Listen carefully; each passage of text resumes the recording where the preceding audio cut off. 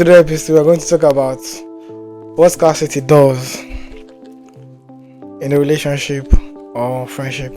So, when you are too available for someone, it makes you cheap, makes you so easy to access.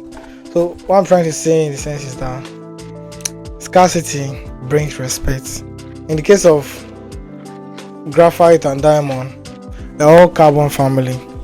But today, if I should give you graphite or charcoal, like I'm insulting you, but if I should give you diamond today, you'll be so happy.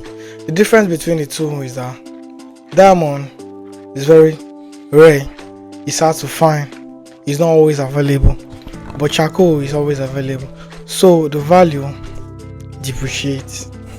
This also applies to friendship or relationship. So when you are talking to a girl, or when the girl is talking to a boy, and you are always available, you are making yourself look less of a person. Like when a person texts you, you reply with seconds. She sends you an errand, you go. She begs for this, you do it. She asks for this, you do that. You are always available. This will only make you end up in a friend zone. So try your best to balance the equation.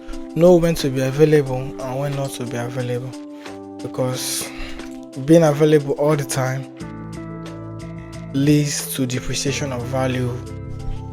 You understand? If you're always available for the girl, if you're always replying her text, she will not see you as that potential lover you want her to see you as. Rather, she will see you as somebody that can help her in times of need.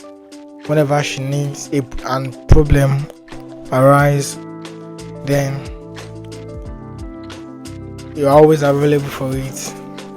That's it. Availability. So thank you for watching the video. I'll still give you more tips on how to build a good friendship or relationship with people.